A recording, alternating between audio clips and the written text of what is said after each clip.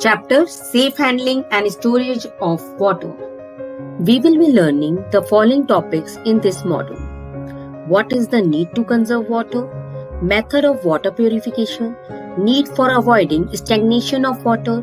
Safe handling and storage of water. What is the need to conserve water? Water carries nutrients to all parts in our body and oxygen to our brain. Water allows the body to absorb and assimilate minerals, vitamins, amino acids, glucose, and other substances. Water flushes out toxins and wastes away. Water also helps to regulate a constant body temperature. Do you know our body is made up of 70% water? Method of purification of water. Boiling, filtration, chlorination. Boiling. The most common method of purifying water is boiling. Boiling kills the germs present in water. Filtration.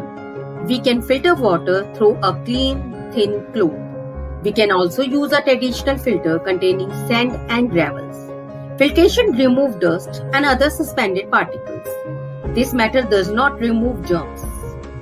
Here you can see two types of filter, traditional filter, modern filter. Modern filters. These filters not only remove the dust and other suspended particles from water, but also remove germs. But traditional filter only removes suspended particles but not kill germs. Chlorination. Filter water can also be purified by adding a small amount of chlorine in it. This kills germs and make it fit for drinking. Need for avoiding stagnation of water. Dirty and stagnant water is the major cause of disease. These places are breeding places for mosquitoes. Mosquitoes spread various diseases such as malaria, dengue, and chikungunya. Prevention. We should also change water in room cooler and flower pot after every 3-4 days. When water in room cooler cannot be changed, 2 spoons of kerosene should be put in it to keep the mosquitoes away. Safe handling and storage of water.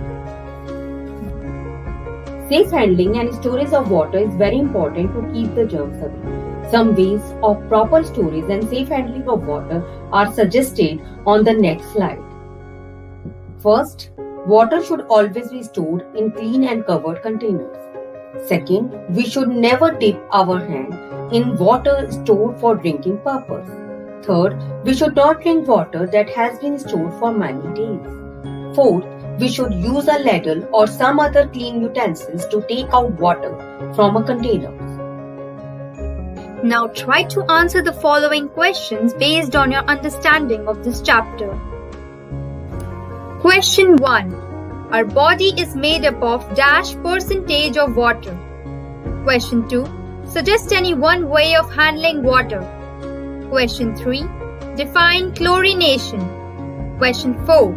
Dash carries nutrients to all parts of our body.